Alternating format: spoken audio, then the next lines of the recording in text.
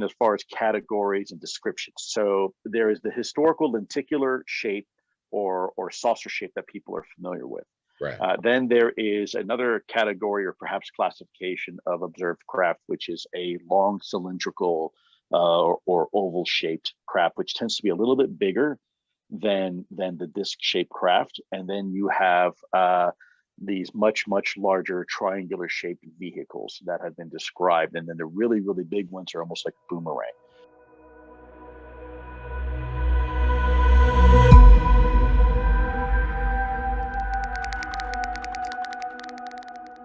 Oggi lanciamo il primo blog di Esopolitica italiano, con l'obiettivo di raccogliere, condividere e commentare un maggior numero di notizie, in modo più tempestivo. Che cos'è l'Esopolitica? Conosciuta anche come astro-politica, è la politica dello spazio, che comprende i trattati spaziali, il diritto dello spazio e soprattutto l'impatto politico di un contatto con intelligenze non umane.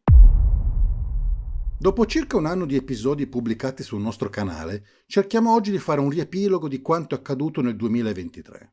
Lo facciamo un po' per riassumere, che è sempre utile quando un argomento è molto complesso, e un po' per inserire anche alcuni contenuti inediti, materiale che non è stato pubblicato nei video precedenti o che è stato semplicemente dimenticato. Dato l'argomento carico di stigma, ci sforziamo sempre di contestualizzare persone e dichiarazioni.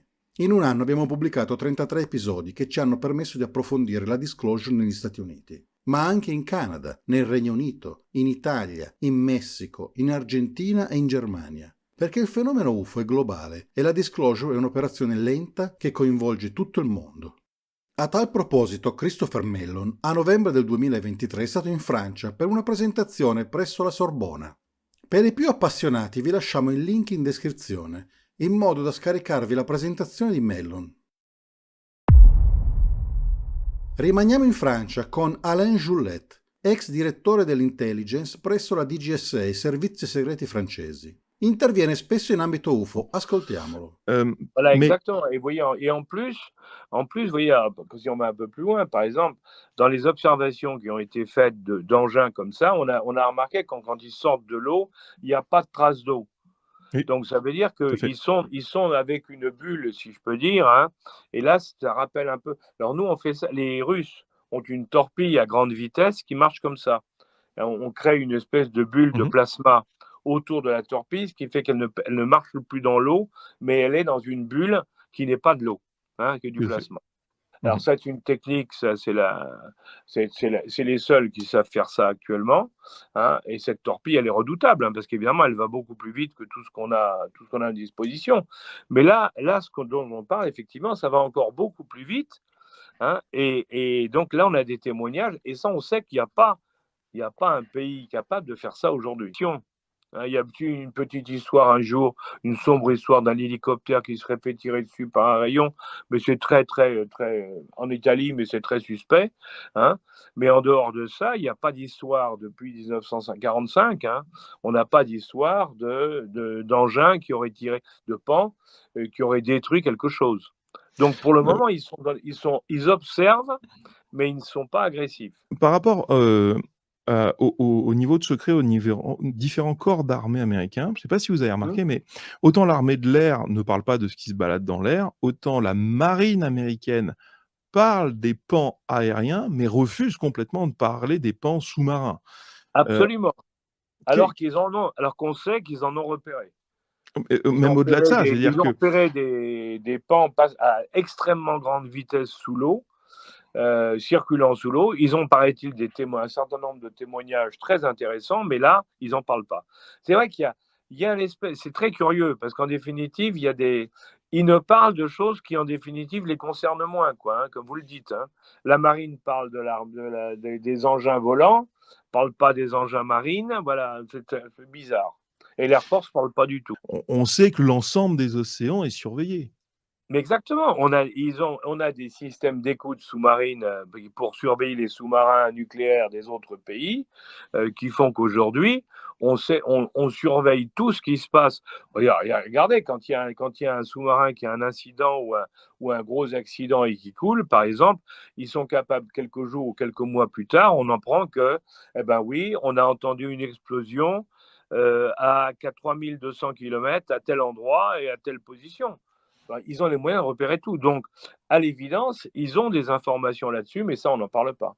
Et là, on revient au secret. Et je pense que c'est parce que, comme ils ne savent pas ce que c'est, ils ne veulent pas faire peur aux gens.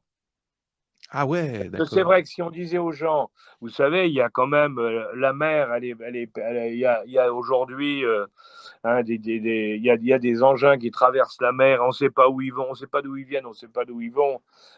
Peut-être qu'il y a autre chose sous terre que nous, sur terre que nous. Bon, évidemment, à ce moment-là, les gens paniqueraient. Donc, on préfère ne rien dire. On dit, bon, quand on y verra plus clair, on en parlera. Et est-ce que vous pensez que c'est réaliste que la population panique? Parce que honnêtement, il y a pas mal d'informations qui sont sorties depuis lors. Bon, rien de radical, mais j'ai pas vu la moindre once de panique dans aucun pays auquel l'information est Alors, sortie. je suis d'accord avec vous, mais alors il y en a certains d'ailleurs qui disent sur ce sujet-là, ils disent que les Américains, progressivement, depuis maintenant 10 ans, depuis à travers des porte-paroles, je dirais comme Elizondo et d'autres, hein, progressivement, les Américains commencent à lâcher des informations pour habituer la population leur population, mais c'est pareil dans les autres pays, progressivement les habituer à un jour leur découvrir une réalité, c'est que il y a on est peut-être dans des choses qui nous dépassent et on ne sait pas ce que c'est. Hein, ce qui est quand même, ça pose quand même un problème. Mais une fois les gens sont préparés, pourquoi voulez-vous qu'ils s'inquiètent si on leur dira, bah oui, il y a des choses qui se passent autour de nous et qu'on voit de temps en temps, mais ils ne sont pas agressifs, ils ne nous attaquent pas, donc vous n'avez pas à vous inquiéter, bah, ça sera fini. Les gens diront, mais qu'est-ce que c'est? Alors là, on partira sur autre chose. Est-ce que c'est des gens qui vivent sur Terre? Est-ce que c'est un autre monde? Est-ce que c'est des gens qui viennent d'autres planètes? Enfin, tout est possible. Après, mais ça on rentre dans une autre histoire, si vous voulez. Pour les services de renseignement, c'est comme je vous dis, on est factuel. Donc, le service de renseignement, il ne vous dira pas c'est un autre monde, ça vient d'ailleurs et autres. Non. Il dira voilà ce qu'on voit aujourd'hui. In Giappone il Parlamento ha recentemente promulgato leggi a fine dicembre su due questioni: la creazione di un tavolo di discussione con gli americani su questo argomento e l'istituzione di un ufficio dedicato alla raccolta di tutti gli avvistamenti, simile alla ARO. Purtroppo non disponiamo dei video del Parlamento giapponese, ma la situazione è approssimativamente quella descritta. Quindi, se avete ancora dei dubbi che sia tutta una farsa, probabilmente è meglio rivalutare le vostre certezze. 7 anni fa Tom DeLonge, il cantante dei Blink 182, ha fondato l'azienda To The Stars, insieme a un gruppo di eminenti esponenti governativi, tra cui Lou Elizondo e Chris Mellon. Lou Elizondo riveste ancora oggi il ruolo di consulente presso la Space Force. Questo è evidenziato in un articolo che fornisce ulteriori dettagli su questo coinvolgimento. La To The Stars, tra le sue diverse attività, si occupa di progettare il processo di informazione noto come disclosure, divulgazione in italiano, con l'obiettivo di raggiungere una platea di alcuni miliardi di persone in tutto il mondo. A causa della generale mancanza di fiducia nelle istituzioni, anche grazie alle molte menzogne dei governi sull'argomento, confermate da tutti, ma in modo particolare a Steve Bassett, Tom DeLonge si è inventato la disclosure tramite YouTubers, disseminando interviste per tutto il web. Abbiamo affrontato questo discorso nei primi 6 episodi di febbraio 2023. Se siete nuovi sul canale vi consigliamo di vederli per capire come siamo arrivati a questo punto, anche se onestamente nel 2024 sono importanti molti altri episodi. La disclosure è iniziata nel 2017 con il famoso articolo pubblicato sul New York Times, con i video degli UFO fatti trapelare da Chris Mellon, figura di grandissimo rilievo, che ha consegnato ai giornalisti i video degli UFO in un garage del Ministero della Difesa. Questa disclosure tramite influencer ha coinvolto addirittura Terry Wirtz, un astronauta. Eccolo qua a bordo della ISS insieme a Samantha Cristoforetti. Sentiamolo mentre intervista Lou Elizondo. But you said something just then, Lou, what you were just saying, that kind of blew me away. There were Navy ship captains that were having to keep their crew below decks because there were things flying around. That's correct. Like that's a Hollywood movie from the 80s. Oh, I'll tell you, man, some of this stuff was absolutely riveting. One of these days, a story. Let's talk about the stuff. Yeah.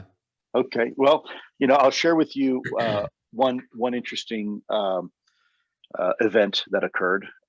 It's pretty incredible. You have. I'm not going to go into too much detail. I want people to know who it is. The person is kind of very cagey about this, but you have a helicopter going out of a Caribbean island on a regular basis because the Navy likes to test fire some of its cruise missile technology and whatnot. And what will happen is that after the cruise missile runs out of fuel, it kind of splashes into the ocean. It will sink, and then at a certain time, it kind of rises up, and we go and fetch it, and we analyze it for telemetry and things like that. Long story short, helicopter crew goes out to recover one of these things. As they are recovering it the first time, the missile, they're pulling up and something, what was described, round and circular, about the size of a small island, black, dark color, starts rising to the surface. It doesn't break the water, but it starts rising to the surface. They thought, wow, that's really, really peculiar. Well, the next month goes around and they go out to retrieve this another missile that was test fired. And this time we've got a frogman hanging down from the rope, about to latch on to the missile, and this thing starts coming out of the water again. And if you know about the Puerto Rican trench out there, you're talking about water that's 22,000 feet deep. It's the second deepest part of the ocean. The thing starts rising up, and as the thing is starting to come to the surface, the frogman is literally trying to climb the rope. They're doing an emergency ascent. Everybody is absolutely panic at the disco, freaking out. What the hell is that? What's going on? And as they start to pull up, it sucks the missile underwater and then disappears, never to be seen again. There's incidents like that just kind of make the hair stand up on the back of your neck and go, what? Now, you kind of go into a question as far as categories and descriptions. So there is the historical lenticular shape or saucer shape that people are familiar with. Right. Then there is another category or perhaps classification of observed craft, which is a long cylindrical or oval shaped craft, which tends to be a little bit bigger than the disc shaped craft. And then you have these much larger triangular shaped vehicles that have been described. And then the really, really big ones are almost like a boomerang.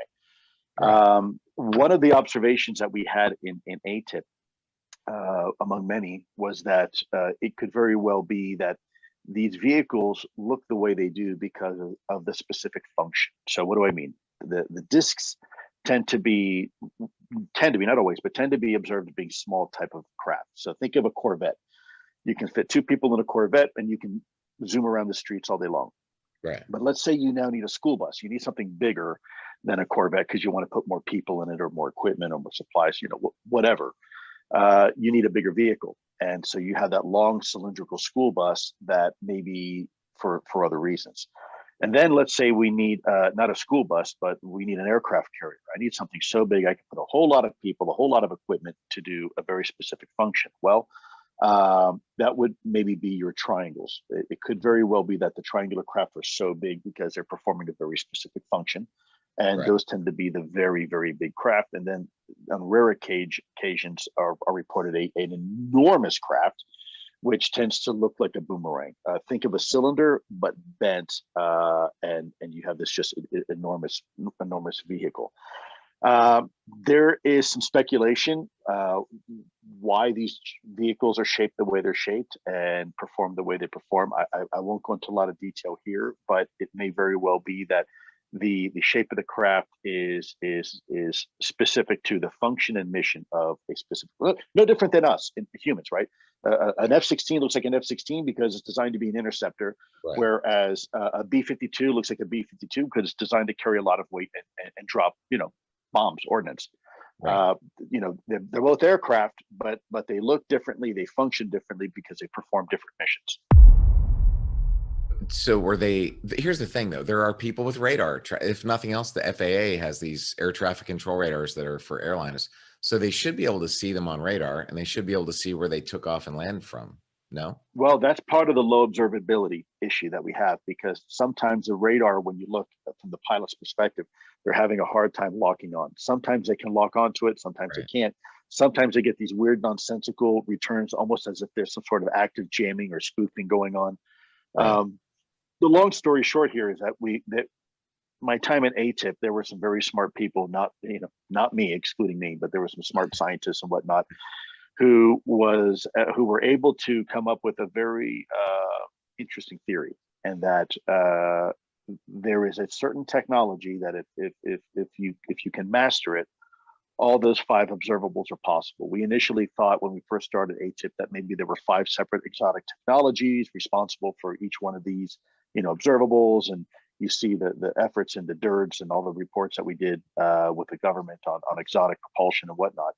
But it turns out that if you know how to manipulate space-time, and not a lot, just a little bit, the space-time fabric of space-time, all these observables are possible. It also may explain why we're having this weird nonsensical return on radars. It also may explain why you don't have the associated issues such as air friction, like we said, right? And the acoustic signatures. It turns out that if you know how to engineer and manipulate space-time in a localized area, a lot of things that seem magical really all of a sudden become reality. And we've seen some of the micro experiments now at the CERN, the Large Hadron Collider, that seems to be substantiating a lot of this speculation right now. Maybe the reason why these things are hanging out around water is because, frankly, we're just a convenient gas station. We simply don't know. I mean, there's all sorts of different hypotheses that have been put forward while I was my time at ATIP. Nel 2023 l'ARO, l'All Domain Anomaly Resolution Office, l'ufficio del segretario della difesa degli Stati Uniti, che indaga sugli oggetti volanti non identificati, ha pubblicato alcuni report ufficiali in cui si evince che si verificano avvistamenti di UAP ogni giorno e che non sanno cosa siano, ma non sono né alieni né extraterrestri. Anche la NASA ha confermato che non sono extraterrestri. Abbiamo pubblicato la conferenza integrale sul canale. Usando i termini alieni ed extraterrestri, la ARO e la NASA sfruttano la semantica per nascondersi dietro alla questione. Infatti dovreste già sapere dagli episodi 25 e 26 che gli UFO o le intelligenze non umane provengono da un'altra dimensione, quindi formalmente hanno ragione. Della ARO ad oggi, gennaio 2024, l'unica informazione rilevante da sapere è la traduzione della scritta in latino intorno al logo. Universum mutato est. Vita nostra est quod cogitationes nostra facere est. L'universo è cambiato. La nostra vita è ciò che i nostri pensieri rendono tale. Nel 2023 abbiamo anche scoperto che sono circa 30 i velivoli recuperati dagli Stati Uniti, di cui 9 negli ultimi 20 anni recuperati fuori dagli Stati Uniti, anche dietro le linee nemiche. I mean, we've done 2 pieces now. One was just very, very senior people with high security clearances who were afraid to talk to me. And I know who they are, and I know that they have the security clearances they have, and I know that they were very scared, and I believe that if they had talked to me, it could have been very bad for them. And they were just straight up, there's, somewhere at least on the north side of a dozen retrieved non-human craft, and I have other people that say it's up to 30, and this is all since World War II. So if that's true, Glenn, yes, I mean then it means that we're not alone, and we haven't been for a long time. Ascoltiamo ora le parole di Lou Elizondo di alcune interviste che non abbiamo mai pubblicato. I'm not asking you necessarily to accept a threat narrative because, I'm not sure there's a threat narrative there. What I'm simply asking people to do is remain fair and objective. Look, here's the bottom line. Anybody out there who says, oh, well, they're here for peaceful purposes and they're here to stop us from annihilating ourselves from nuclear technology, the bottom line is you're completely ill-informed. That's the bottom line. You don't know what the hell you're talking about. And I don't mean any offense by it, but let's look at real facts and scenarios here. In 1945, the U.S. government, us, vaporized over 500,000 individuals instantly during the dropping of the atomic bombs of Hiroshima and Nagasaki. We literally transitioned human beings from a solid state to a gaseous state. Nowhere were UAPs there to stop that from happening and annihilating each other. In fact, nowhere were there UAPs stopping World War I or World War II or the Korean War or Vietnam. In fact, nowhere were there UAPs stopping COVID or global climate change or world hunger, right? In fact, there's very little evidence to suggest at all that whatever is out there for benevolent reasons. Now, it doesn't necessarily mean it's out there for malevolent reasons. But to say that, oh, they're here to help us from that's pure conjecture. That's horseshit. Yeah, that's just someone spewing off their opinion without any facts or data at all to suggest that. What we do know is that there seems to be a keen interest in our nuclear military capabilities, and not just us, but around the world. That does seem to be pretty clear. So you can fill in the blanks what it means. Now, does it mean that they're here for hostile intent? No, it doesn't. Does it mean that they're here for a threat? No, it doesn't. But what it simply means is that there's no evidence to suggest that they're here for anything humanitarian. So, does that mean that they're here for hostile reasons? Not necessarily. Does it mean that they're here like we are when we go out to, let's say, the African plains and the Serengeti and monitor the wildebeest migration? Maybe they're just here to observe. We don't know. We simply don't know enough yet about this enigma to have a cogent conversation about it. We're just now at the point where we've recognized that they're real as a U.S. government. So anybody out there who wants to insert their narrative or preconceived notion of what this is, I think it's premature. And frankly, I think it's irresponsible. If you were a civilian scientist and could place a limited amount of sensor systems around the globe, where would you focus on placing them in order to capture data on UAP? Thanks. So I will share something with you. I'm not going to, I won't go into too much detail, but we're looking at that right now, and you'd be surprised. It's a lot easier than you might think. You might not even need a whole bunch of sensors. You might just need one, and you might need to know where to put it and then how to corroborate that data with other data. I'm going to do a very polite pass on that, because my hope is that in the not too distant future, I can share the precise answer to that. And I think I don't use this term very often, but I think it's going to blow your mind. I think you guys are going to go, oh my God, it's been there all along. Lou, do you think Havana syndrome is related to UAP? Sounds like A-tip slide 9.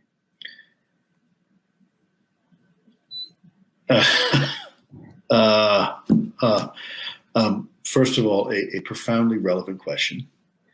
One that I'm not prepared to answer right now. I'm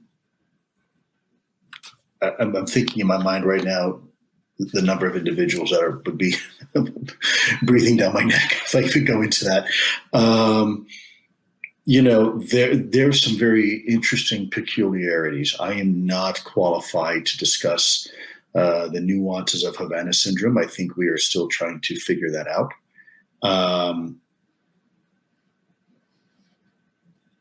That's all I can say. Nella seconda metà del 2023 Elizondo è stato meno presente pubblicamente, quindi ha ricevuto domande da parte di alcuni utenti su Twitter. Lei ha menzionato pattern UAP utili per l'indagine. Con l'equipaggiamento pronto e in posizione, le navi militari vengono usate come esca? Chiamiamolo dispiegamento di coincidenza.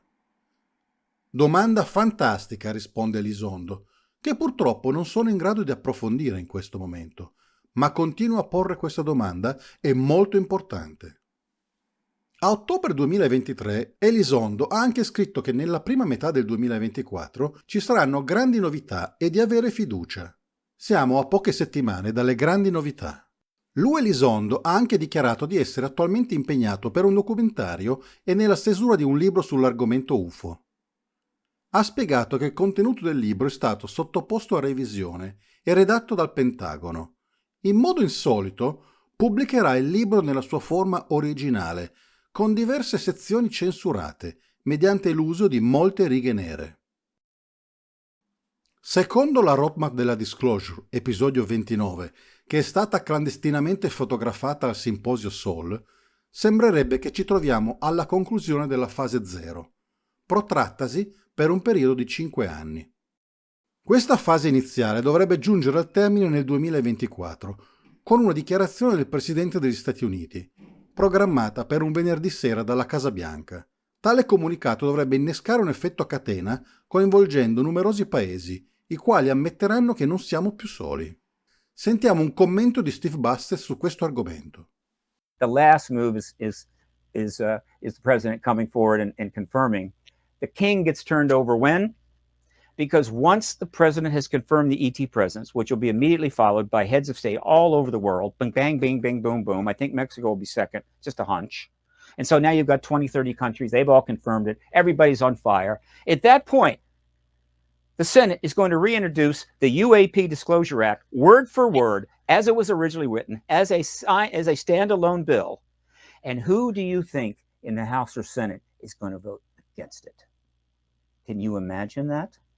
This is a post-disclosure era. The pre-ET presence is fully confirmed by the heads of state. Everybody's on fire. And now they're trying to put this bill through that gives the power to get this information out in a controlled way. And they're going to vote against it? No, it goes right through and gets done.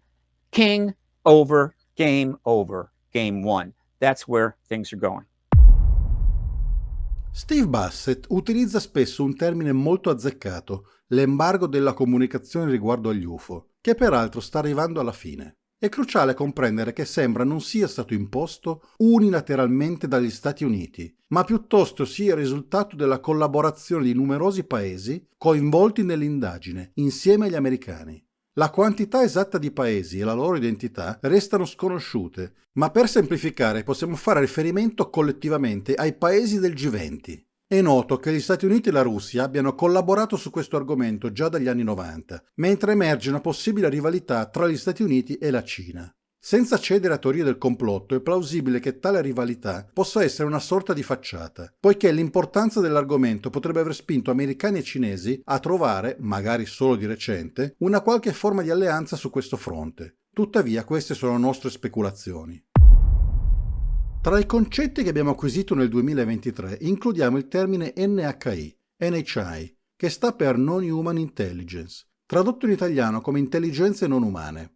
La scelta di utilizzare NHI anziché alieni o extraterrestri è motivata dal fatto che queste entità non vengono descritte come provenienti dallo spazio, ma da un'altra dimensione. Abbiamo dedicato 2 episodi, il numero 25 e il numero 26, alla provenienza delle intelligenze non umane, e vi consigliamo di visionarli perché è impossibile da riassumere.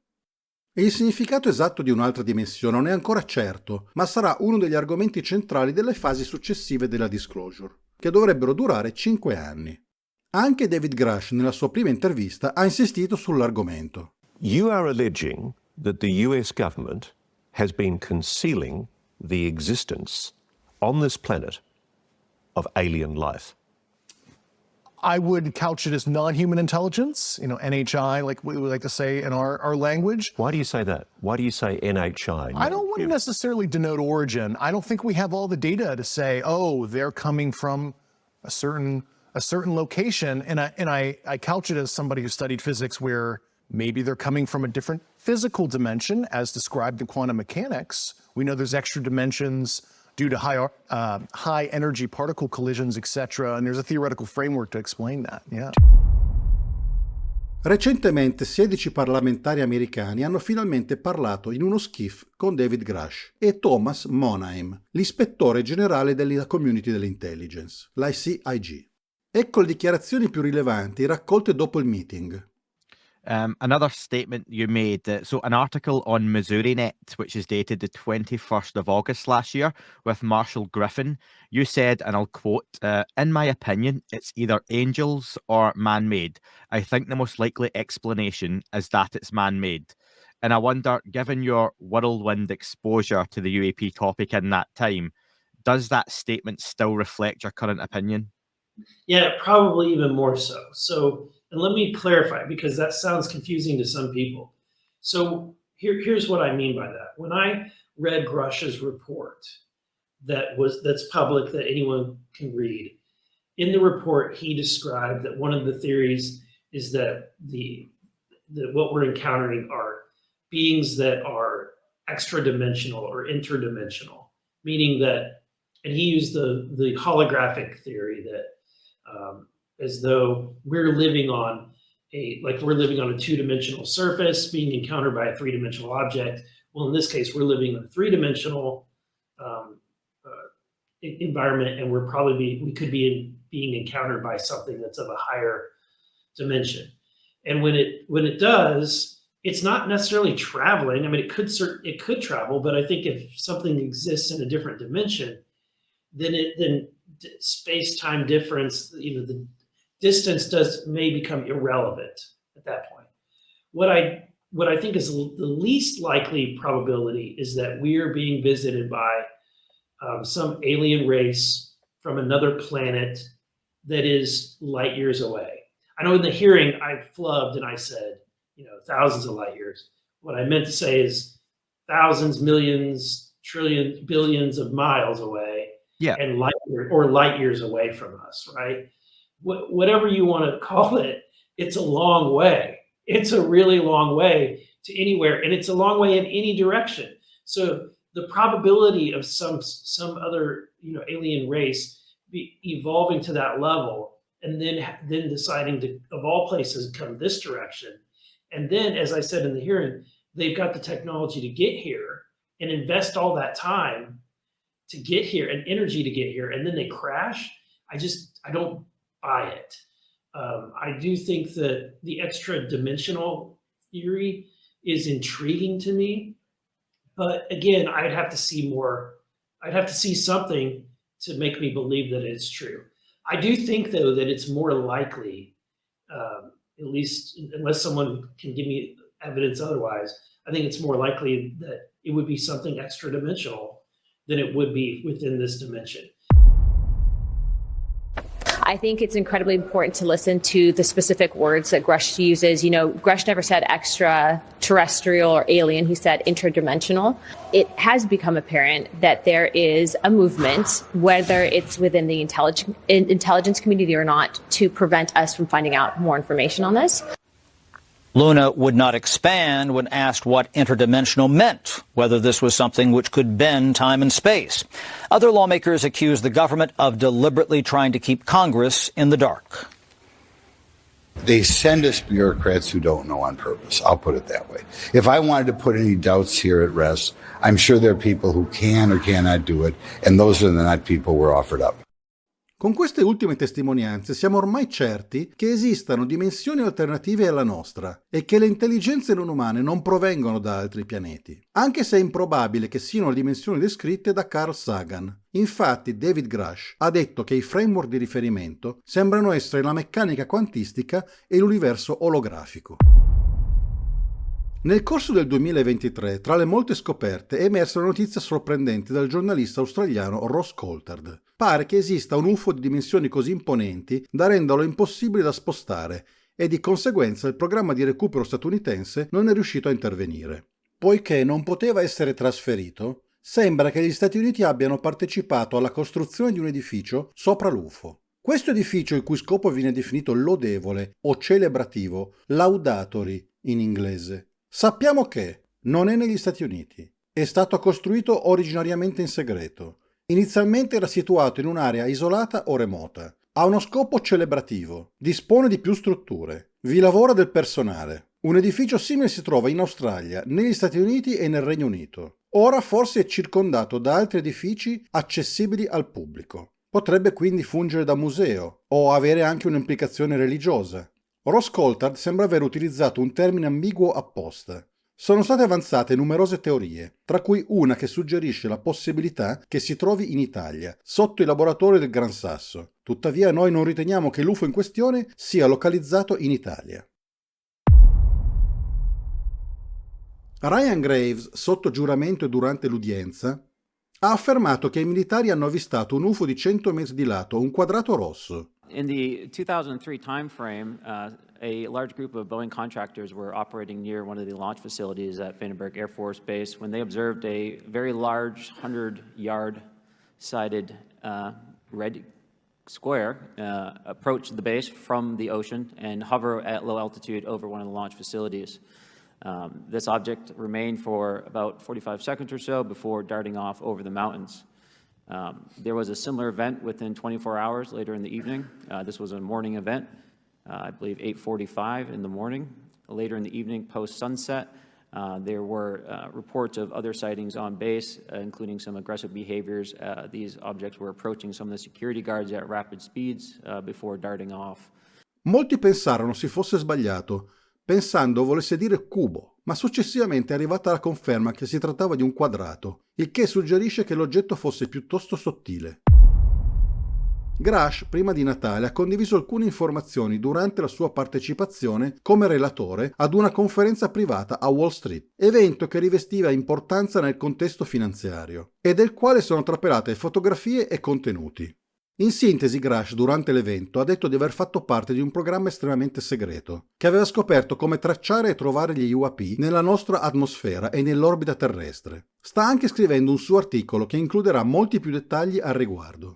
Ha riferito anche di un UFO in possesso degli Stati Uniti, che dovrebbe avere un diametro di circa 10 metri, ma che una volta entrati sarebbe grande come un campo da calcio. Ritiene che l'oggetto sia in qualche modo in grado di manipolare sia lo spazio che il tempo. Questa è un'ulteriore conferma della news del Daily Mail che abbiamo riportato sul canale alcuni mesi fa. Di recente è stato informato che un avversario degli Stati Uniti stava valutando la possibilità di rivelare tutto per anticiparli e ha trasmesso questa informazione al governo americano. Nessuno fa il nome, ma quasi certamente è la Cina. Ha anche menzionato che gli Stati Uniti hanno preso parte a una discreta quantità di recuperi di velivoli prima del 1933, quindi prima dell'UFO di Vergiate. In alcuni casi le intelligenze non umane sembrano assomigliare a quelli che la tradizione popolare chiama i grigi e non sono sicuri della loro provenienza. C'è la possibilità che siano extradimensionali, ma potrebbe anche essere che siano così a causa della tecnologia che usano, piuttosto che essere veri e propri esseri extradimensionali. In pratica, e questo lo aggiungiamo noi, i grigi sembrano essere robot biologici creati apposta per interagire con noi e potrebbero essere costruiti in questa dimensione. È interessante notare che ha menzionato il numero di persone che conoscono la portata del fenomeno. Si tratta non più di 50 persone. Sono emesse alcune testimonianze riguardanti UFO che sembrano influire sullo spazio-tempo. Una di esse è stata fornita da Grush, un'altra è stata riportata dal Daily Mail parecchi mesi prima, mentre Michael Herrera ha condiviso la sua esperienza da Steven Greer. Anche questo video lo trovate sul nostro canale. In sintesi, sembra che il tempo all'interno di questi UFO scorra in modo diverso. Abbiamo due scenari distinti. Uno in cui una persona entra, esce dopo pochi minuti, ma all'esterno sono passati giorni, come nel caso di Michael Herrera. L'altro scenario è quello in cui una persona entra ed esce dopo pochi minuti, ma all'interno sono passati giorni, come nel caso di Arnaldo Valdes, che è uscito dall'UFO dopo 15 minuti, ma aveva la barba lunga di 5 giorni. Ascoltiamolo. Cabo Valdés, buenas tardes. Canal 13 de Televisión de Santiago. Cabo, relátenos cómo ocurrió esta experiencia suya. Bueno, prácticamente gran parte de la historia que me ocurrió a mí, la anécdota, se puede decir, para mí algo increíble, o sea, no tan increíble por el hecho de que yo siempre creí en estas cosas sobrenaturales, problemas extraterrestres, o llámese lo que quieran llamarle. ¿Usted cuando ocurrió el hecho con quién estaba? Estaba con mi patrulla. ¿Cuánta gente formaba esa patrulla? 7 hombres. ¿En qué sector de Putre se encontraban? A unos 5 o 4 kilómetros de Putre. ¿Y cómo ocurre la aparición? Estábamos de guardia nosotros tranquilamente conversando, charlando para no quedarnos dormidos en la noche, como hace mucho frío ya, hace 18 grados bajo cero muchas veces. Entonces, bueno, los soldados tenían 2 apostados de guardia y vinieron a comunicar de que ocurría algún fenómeno afuera.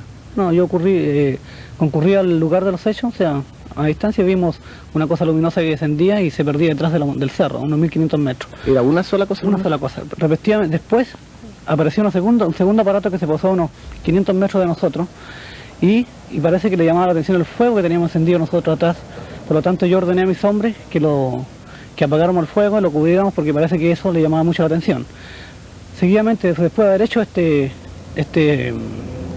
paso que vimos de tapar el fuego, el fenómeno se retiró hacia atrás y se mantuvo ahí por largo de mucho tiempo, por lo menos yo creo una hora estuvo ahí delante de nosotros, en forma increíble. Inclusive yo ordené a mis hombres identificarse, lo que corresponde a todo militar, porque para mí era algo podía haber sido cualquier cosa, por lo tanto mi deber era identificar cualquier cosa que yo viera, lo que sea, poder identificarse, que se acercaran, que trataran de comunicarse con nosotros, no lográbamos nada. Entonces, ¿No hicieron disparo al aire ustedes de prevención? No hicimos ningún disparo al aire. Por lo tanto, no quisimos disparar por el hecho de que posiblemente podía ocurrir alguna cosa. Entonces, seguidamente, después de esto yo me separé de mis hombres unos 4 metros a vista de ellos, y de ahí donde ya yo prácticamente pierdo la película, porque ellos cuentan que desaparecí delante de ellos. Y después, como a los 15 minutos, ellos me buscaron, me llamaron, y es increíble porque a 4 metros de distancia yo no podía alejarme más de 50 metros sin que me vieran. Me buscaron, no me encontraron, y después me estuvieron esperando, aterrorizados seguramente, o sea, increíble, yo desaparecido y llegué igual como por arte de magia al lugar de los hechos. Ahora, cuando usted desaparece, ¿los restantes miembros de la patrulla estaban cerca de usted? Claro, estaban a la misma distancia, 4 metros de distancia. ¿Ellos no pudieron percatarse en qué forma desaparece usted? Prácticamente fue algo como si yo me hubiera sido atracado por la luz o algo extraño que había al frente.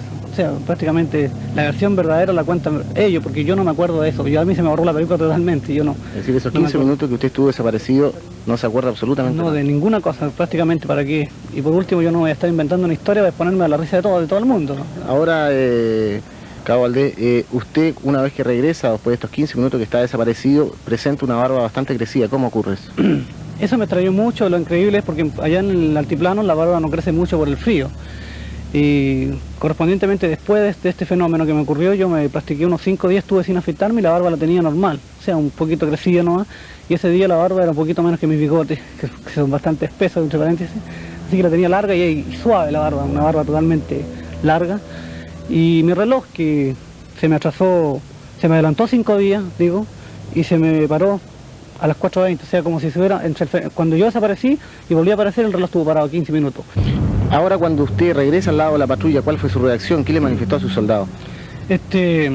Yo cuento lo que ellos me dijeron, porque yo no me acuerdo. Según ellos, aparecí, le grité muchachos, como una voz de angustia, como que necesitaba ayuda, y posteriormente me desmayé, según ellos, me cobijaron, me tomaron, me llevaron, y yo los miraba a todos con ojos desorbitados, no los conocía porque seguramente estaba en un estado de shock o impresionado por algo que yo había visto, tal vez, no sé, no me puedo explicármelo. Entonces se dieron cuenta ellos de que mi barba estaba excesivamente crecida, a consecuencia que hay oficiales y mis jefes están de testigos que yo me afeité, y en todo servicio el personal se presenta como corresponde, como todo militar, con las barbas bien afeitadas, bien presentados, y ese día tenía una barba pero de 5 días. Ahora, estos dos objetos que aparecen, ¿qué forma tenían? ¿Eran en forma de un haz luminoso o eran en forma ovalada? ¿Qué forma tenían? Forma ovalada, lo identificamos por unos cuadros que nos mostraron unas fotografías que vienen directamente de la NASA, que han sacado en Estados Unidos, y identificamos todos los 7, los 8 hombres conmigo, identificamos los mismos objetos más o menos relativamente parecidos, que era un objeto luminoso, y lo más extraño y lo más asombroso, que por eso que a nosotros nos pareció que era algo sobrenatural, porque tenía 2 luces rojas, que lo vi yo y lo vieron mis soldados. O sea, no es cosa mía solamente. Ahora, posibilidad de que hubiera sido un avión, una cosa así, no hay ninguna. No, posibilidad, no estamos preparados especialmente para identificar cualquier tipo de volador nosotros que sea del tipo humano. Es construido por ser humano, estamos preparados para eso.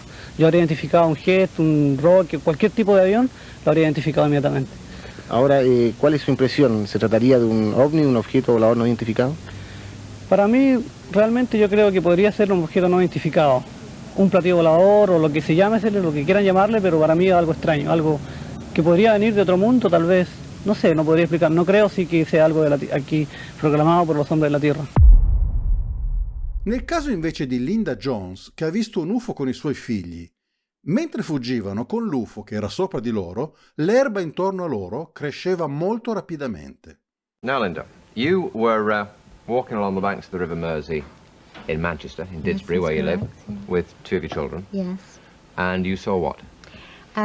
We were walking along the banks, picking wildflowers. We saw this object come over our heads. It was this oval object, pinky orange, which landed down over a hill vertically. We ran up to see what it was. Our first thought was it was an aircraft on fire. We live quite near Manchester Airport. It was big? Oh, it was very big. It was 60 foot across. 60 foot across. When we saw this object hovering 2 foot off the ground, we just stared at it. We were transfixed, the 3 of us. We were just watching this object, and it just seemed to hover, and there was complete silence, no noise at all. When you were running back? Yes. What happened? Yes. When we were running away from the object, the grass seemed to move at the side of us and at the front of us, sort of blowing about. What, to cut a sort of path for you, as it were? No, it was, the grass was overgrown on the riverbank, but it seemed to be blowing over. And when you got home, what happened? What did you... Well, when we got home, we saw my husband, who then was on a shift, a 2:10 shift, and I said, what are you doing home? Because we'd gone out of the house at 7:30 in the evening, and obviously he was home. It was dark. We didn't realise until 18 months later that there was an hour missing out of our time. Oh, so you had a similar experience to Dorothy here? Yes. Yeah, lost time. Yes. And there was some effect on your skin, wasn't there? Yes, my eyes were burnt and scaly underneath my eyes. Now, you can't account for that? No, I can't account for that at all. It wasn't, well, it was evening, wasn't it? It wasn't sunny. I mean, it was dusk. It was dusk, 9 o'clock on an August evening. Now, sometime later, 18 months later, just to move this on a bit, you were persuaded to go and see a hypnotist. And you and your daughter, I gather, both gave that hypnotist an almost identical version of what had happened previously. That's correct. And when you recounted it to the hypnotist, under hypnosis, what did you tell him? Under hypnosis, I don't remember anything at all about the hypnosis, only what I have seen on videotape. Sure. I must stress this. You've seen yourself back. That's correct. And my only conscious memory of this object was seeing the object, it seemed to disappear and appear, and we ran away from it. Right. We saw it actually following on the tail of a plane going into Manchester Airport as we were nearing our home. But I don't remember anything about the hypnosis, only what I have seen on videotape. And I find it very hard to accept what I actually said under hypnosis. Well, what was said was, I ran down the hill, the three of us ran down the hill. We thought we were running home. We went into this man in dark clothing, tall, dark eyes. Then there was a sensation of floating and then being on a table and having feelings of ice put on our legs and lights shone in our eyes, and that's all I remember. And there were 6 of them and they all looked the same. Now, I just can't accept this, but this is what's on the That's what you said under hypnosis, right? That's correct. Now, I have to say, well, I imagine anyway, that when you recount this story of what happened to you under hypnosis to your chums in Manchester, you don't get an entirely sympathetic hearing. I don't talk to them a lot about that. On a November evening about 10 years ago, Linda Jones took a young son and daughter for a walk along a Manchester canal bank. Suddenly, they saw a bright light in the sky. It looked like it was going to hit us directly. We ducked into the grass. It landed vertically in a field over a hill. We ran up the hill. We thought we were going to see an aircraft in flames or something, but it was just this object, total silence, not making any noise at all. It was then shaped like a half moon, really, girder structure, the undercarriage of it. We stood there watching this object, transfixed, and we stared at it. It was hovering 2 foot off the ground. It turned out that Linda lost track of about half an hour of time during the encounter. At first, she told no one. Years later, under hypnosis, she recalls an experience on board the craft, but she doesn't like to recall it now. I don't think I should remember. I think whoever blanked my mind out, or if it was fear that blanked my mind out, I do not know. But I know that I should not remember. Recentemente un nuovo protagonista sta rilasciando interviste. Si tratta di Daniel Sheehan, l'avvocato di Lou Elizondo, e di altri testimoni. Vi ricordiamo che gli avvocati non possono mentire, devono rispettare un codice deontologico specifico. Abbiamo estrapolato una sua dichiarazione che riteniamo particolarmente utile riguardo la disclosure. Well, it's extraordinarily important to note that the statements that were made by David Grush, on July 26th to the Congress were all cleared and authorized by the Defense Department. Same thing, the actual release of the videos that were done by Lou and Chris Mellon back in December of 2017 were all cleared by that office. So there's a thing going on in the background of clearances being allowed for some of this information. And that's the process that's going on right now with regard to Lou's book. And so Lou is going to be free, authorized to tell a lot more, ideally, than he has in the past. And he has never shared anything with me that would violate his national security clearances. But I've been able to surmise from a lot of the interviews that I've done of people that I've been introduced to by Lou and by others, of a lot of information that Lou is very likely to be in possession of, that he may be authorized to talk about. Awesome. Well, yeah, he's such a profoundly important figure in this kind of area, so I absolutely cannot wait to hear what else he's going to be able to tell us and what else he's going to have to say. As far as you're concerned, or as far as you're aware, how many first-hand whistleblowers are going to be coming forward or going public in 2024 this year? 40. You think they're all going to go public this year? Well, they've already presented their information in sworn form to the Senate Intelligence Committee. They've got documented proof behind what they've got, what they've said. There's a process going on right now between the Senate Intelligence Committee and the House Oversight Committee as to where, in which of the two houses they ought to come forward, what kind of hearings need to be coordinated between the two different houses of Congress, so that they share equally a democratically controlled Senate and a Republican controlled House, to kind of facilitate choreographing the coming forward with this information.